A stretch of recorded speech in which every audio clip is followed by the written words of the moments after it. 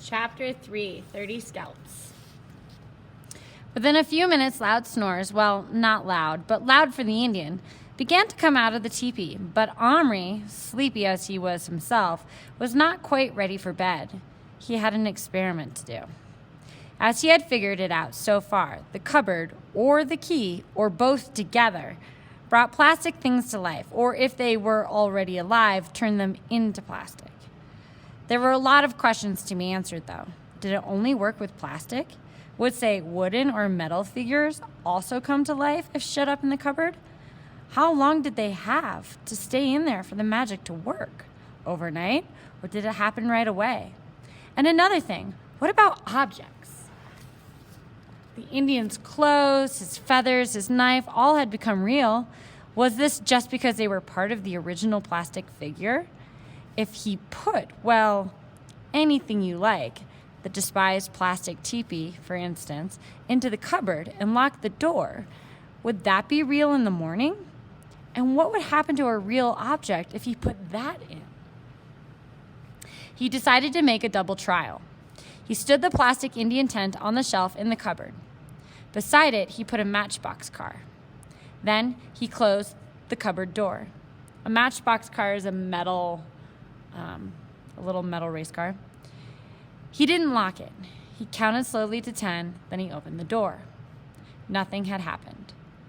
He closed the door again and this time locked it with his great-grandmother's key.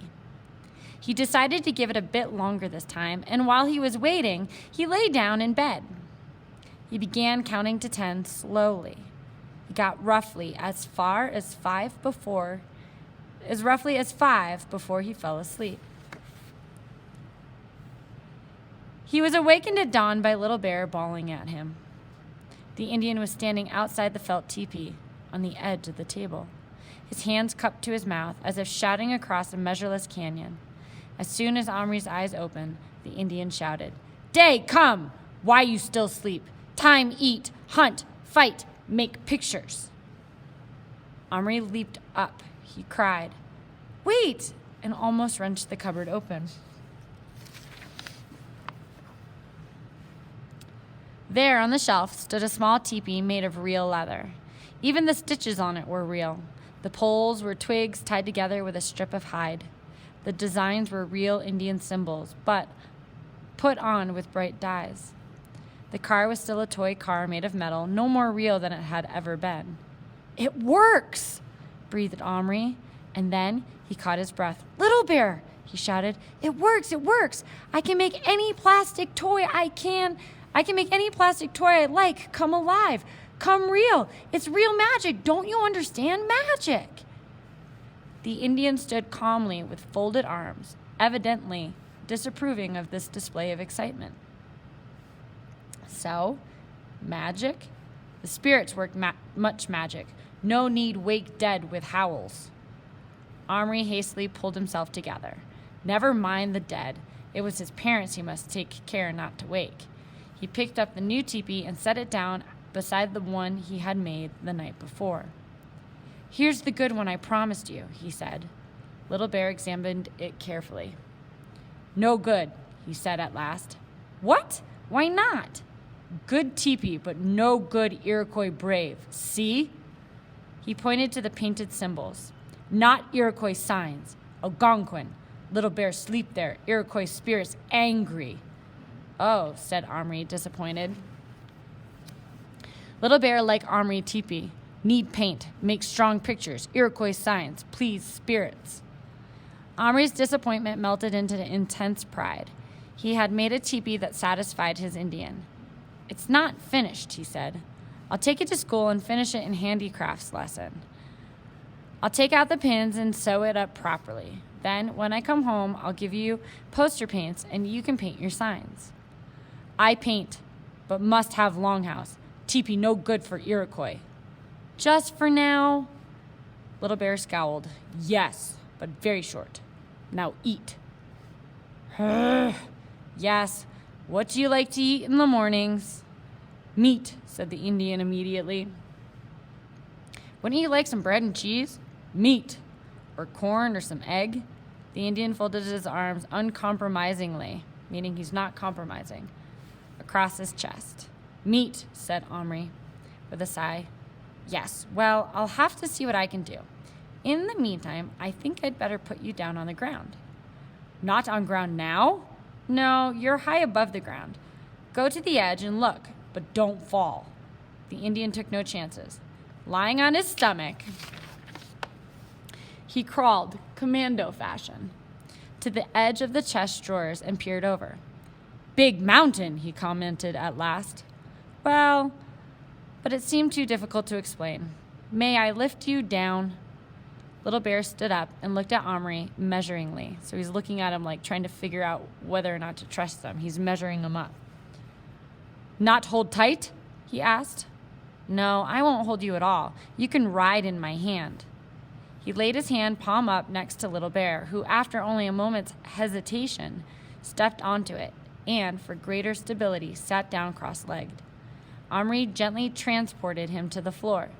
The Indian rose lithely to his feet, easily, and jumped off onto the gray carpet. At once he began looking about with suspicion. He dropped to his knees, felt the carpet, and smelled it. Not ground, he said. Blanket. Little Bear, look up. He obeyed, narrowing his eyes and peering. Do you see the sky or the sun? The Indian shook his head, puzzled. That's because we're not outdoors. We're in a room, in a house big enough for people my size. You're not even in America. You're in England. Ooh, we can add that to our setting. The Indian's face lit up. English good. Iroquois fight with English against French. Really? Asked Omri, wishing he had read more. Did you fight? Fight, Little Bear. Fight like mountain lion. Take many scalps. So what he's saying there is that he fought in the French and Indian War. It was a war, a real one, where the English sided with the Iroquois nation or the Iroquois people to get rid of the French people, basically. Scalps? Omri swallowed. How many? Little Bear proudly held up all 10 fingers. Then he closed his fist, opening them again with another lot of 10 and another. I don't believe you killed so many people, said Omri, shocked. Little Bear not lie. Great hunter, great fighter. Any white scalps? Omri ventured to ask. Some. French. Not take English scalps. Englishmen, friends to Iroquois. Help Indian fight Algonquin enemy. Omri stared at him. He suddenly wanted to get away. I'll go and get you some meat, he said in a choking voice. Think about how Omri's thinking of this, his perspective. He went out of his room, closing the bedroom door behind him. From Little Bear's perspective, this is normal, but think about how odd this must sound that he's talking to someone who has taken 30 scalps, which is the skin on the top of your head. For a moment, he did not move on, but leaned back against the door. He was sweating slightly. This was a bit more than he had bargained for. Not only was his Indian no mere toy come to life, he was a real person, somehow magicked out of the past of over 200 years ago. It occurred to Omri for the first time that his idea of Indians, taken entirely from Western films, had been somehow false. After all, those had all been actors playing Indians and afterward wiping the war paint off and going home for their dinners, not in teepees, but in houses like his. Little Bear was no actor. Omri swallowed hard. 30 scalps. Phew. Of course things were different in those days. Those tribes were always making war on each other. And when you came to think of it, the English and French, whatever they thought they were doing, fighting in America, were probably no better killing each other like mad as often as they could.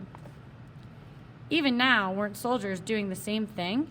Weren't there wars and battles and terrorism going on all over the place? You couldn't switch on television without seeing news about people killing and being killed. Were 30 scalps, even including some French ones, taken hundreds of years ago, so very bad after all? Still, when he tried to imagine Little Bear, full size, bent over some French soldier, holding his hair in one hand and running the point of his scalping knife, yuck. Omri pushed away from the door and walked rather unsteadily downstairs. No wonder he had felt from the first slightly afraid of his Indian. He asked himself, swallowing repeatedly and feeling that just the same he might be sick, whether he wouldn't do better to put Little Bear back in the cupboard, lock the door, and turn him back into plastic, knife and all. So he's thinking about, gee, maybe I should just turn him back into plastic. I don't know if I want to deal with this. So I'm going to take a pause here because I need to take this in 2 videos to get it uploaded. So please move to part 2.